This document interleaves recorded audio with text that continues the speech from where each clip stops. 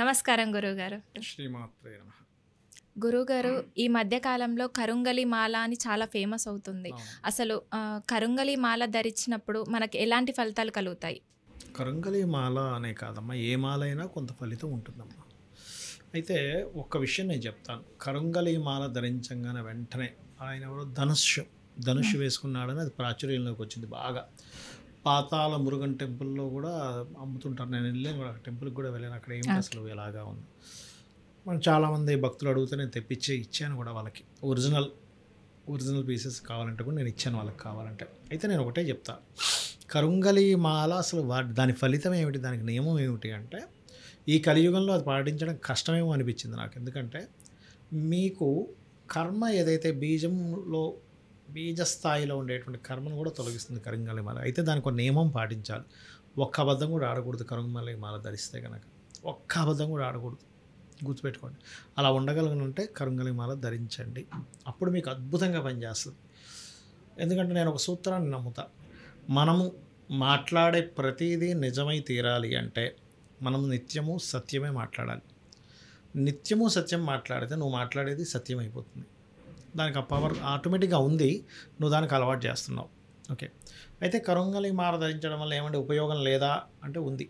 కరుంగలి మాల అని కాదు, రుద్రాక్ష మాల ధరించిన, తులసి మాల ధరించిన, ఏ మాల ధరించినా దాని ఉపయోగం దానికి ఉంది. ఎలా ఉంటుందండి అంటే, మొట్టమొదటిగా మీ యొక్క శారీరక తత్వాన్ని, మీ ఆరాలో ఉండేటువంటి నెగిటివ్ తత్వాన్ని అది తీస్తుంది. ఒక మాల ధరించాం, ఇలా వేసుకుంటాం. మాల వేసుకున్నప్పుడు ఏంటి, అది ఒక ఎనర్జీని ఫామ్ అయి ఉంటుంది. మాల ఒక ఎనర్జీ ఫామ్ అయి ఉంటుంది. ఆ ఎనర్జీ ఫామ్ అయినటువంటిది మీకు ఈ గ్రహాల యొక్క ప్రభావం కానివ్వండి, మీ పూర్వజన్మలో చేసినటువంటి కర్మల ప్రభావం కానివ్వండి, మీ ఆరాతో కనెక్టే ఉంటుందమ్మా. మీరు ఒక మాలని ఒక ముహూర్తంలో చక్కగా మీరు ధరించారనుకోండి, అప్పటి నుంచి ఆ మాల ధరించినటువంటి ఫలితం అది ప్రారంభం అవుతుంది. ఎప్పుడైనా ఏదైనా ఒక మాల ధరించాలనుకున్నప్పుడు 4వ స్థానం బాగుండాలి, గుర్తుపెట్టుకోండి. 4వ స్థానము లేదా 2వ స్థానంలో శుభగ్రహం ఉండాలి, లేదా 2, 4 పోర్ట్ఫోలియోలు బాగున్న సమయంలో వేసుకుంటే దాని ఫలితం బాగా వస్తుంది. ఒకటి. ఓకే. అయితే మాల ధరించి నేనే పని చేయనండి, ఇంట్లో కూర్చుంటాను, నేను ఈ మాల ధరించేసాను కదా, కరుంగలి మాల ధరించేసాను కదా, నిద్రపోతుంటే ఇట్లా కుప్పలుగా పైనుంచి హెలికాప్టర్లోంచి ఎవరో పడేసిపోతుండాలి నా ఇంటికి అనుకుంటే అదంతా వేస్ట్.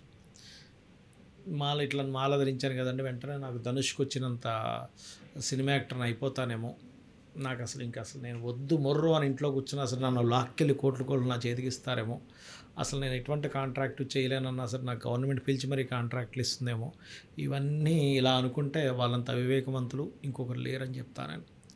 మీరు మాల ఎందుకు ధరించాలి కరుంగలి మాల అంటే, మనం తెలుసో తెలియకో పూర్వజన్మల్లో కొన్ని కర్మలు చేస్తాం.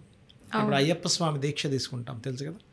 దీక్ష తీసుకున్నప్పుడు నల్లటి వస్త్రాలు ధరిస్తారు, ఉదయం సాయంత్రం పూజ చేస్తాం, బ్రహ్మచర్యం పాటిస్తాం, మిత ఆహారం తీసుకుంటాం, మితంగా మాట్లాడతాం, ఒక సిస్టమేటిక్ వేలో ఉంటాం.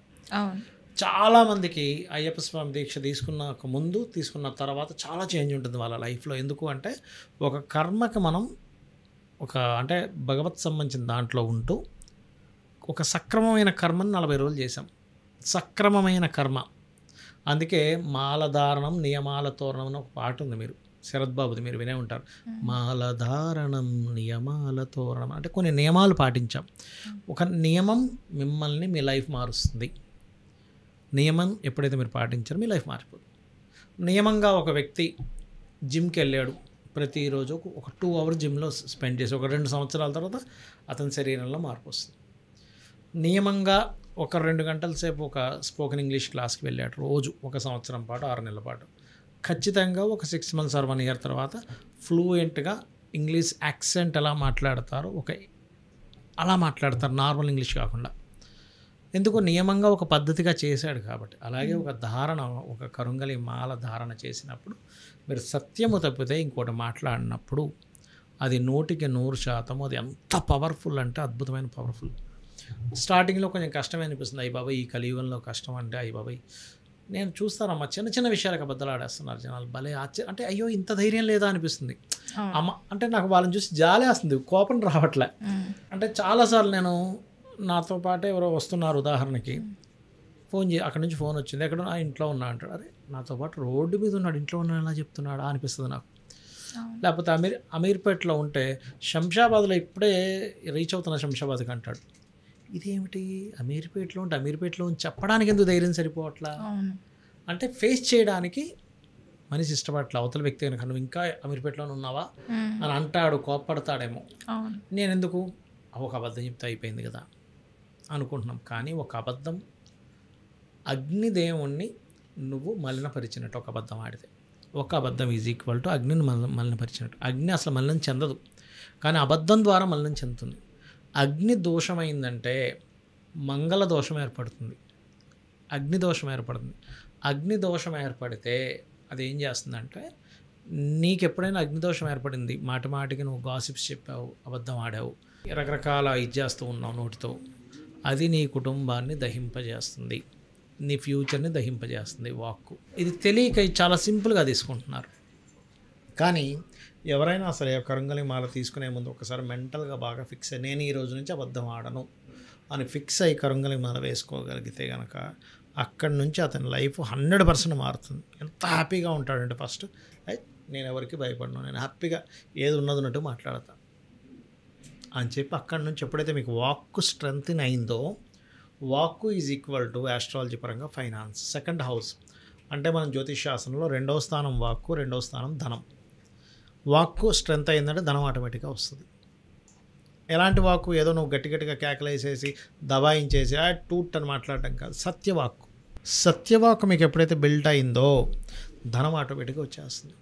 మీరు అనుకోవచ్చా, ఏమండి ఇవాళ రేపు కలియుగం అండి, అబద్ధం ఆడకపోతే నడవలేమండి, సత్యమే మాట్లాడతామంటే కుదరదండి, అబద్ధం ఆడాలండి, మనం మేనేజ్ చేయాలండి అంటారు. Manage is different.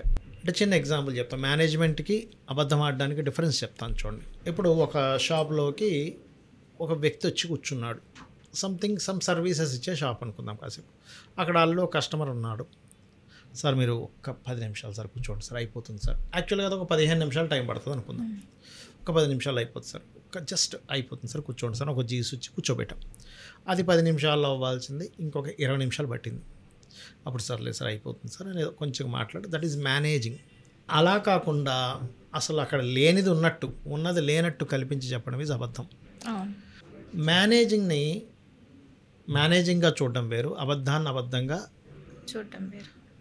నిజాన్ని అసలు అబద్ధాన్ని క్రియేట్ చేస్తున్నారు, లేని దాన్ని క్రియేట్ చేస్తున్నారు. అసలు అయ్యి బాబోయ్ అసలు వీళ్ళు ఏమిట్రా బాబు నాకు అంటే అసలు ఇప్పుడే ఇలా ఉంటే కలియుగం ఎండింగ్ కల ఎలా ఉంటుందా అని నాకు ఆశ్చర్యం వేస్తుంది. అసలు కొంతమందిని చూస్తుంటే అసలు ఏమిటి అసలు ఇలా అయిపోతున్నారు, ఏంటి ఇలా అయిపోతున్నారు అనుకోండి. మళ్ళీ అనుకుంటా కాదులే, దీని తగ్గట్టుగా జనాలు పుడుతూ ఉంటారు, కలి యొక్క ప్రభావం దాని తగ్గట్టుగానే పుడతా ఉంటారు జనం, దాని తగ్గట్టుగానే మనుషులు ఉంటారులే అనుకుంటాను. ఇంకా నేను అంటే ఈ కరుంగలి మాల గురించి వచ్చింది కాబట్టి చెప్తున్నానమ్మా. మోస్ట్ పవర్ఫుల్ మాల అది, కానీ ఈ నియమాలు పాటించాలి. మీరు ఒక ముహూర్తంలో దాన్ని పూజ చేసుకొని వేసుకుంటే తీయాల్సిన పని లేదు అలాంటిది ఏం లేదండి, నార్మల్గా వేసుకున్నాను. ఓకే గురుగారు, మీరు ధరించారు కదా, అంటే మీకు ధరించినప్పుడు మీకు ఎలా అనిపించింది? ప్రత్యేకంగా నాకేదో కావాలని నేనైతే ధరించలేదు. నా దగ్గర ఒక కరుంగలి మాల ఉంది, ఒరిజినల్ ఇది. నేను ఏదో ఆశించి అయితే ధరించలేదు. అక్కడికి వెళ్ళాను, తీసుకున్నాను, కొన్ని మాలలు తీసుకున్నా, అందులో ఒకటి నేను ధరించాను.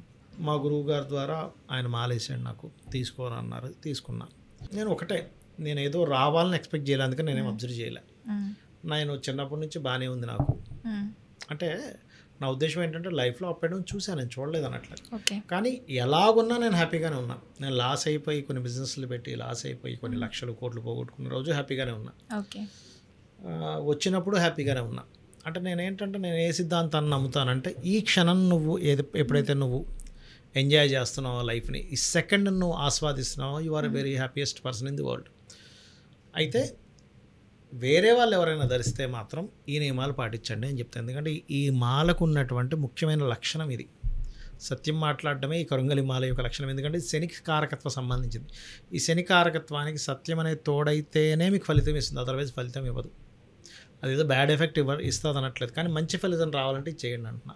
ఓకే గురుగారు, కరుంగలి మాల గురించి చాలా చక్కగా వివరించారు. ధన్యవాదాలు. శ్రీమాత్రే నమః.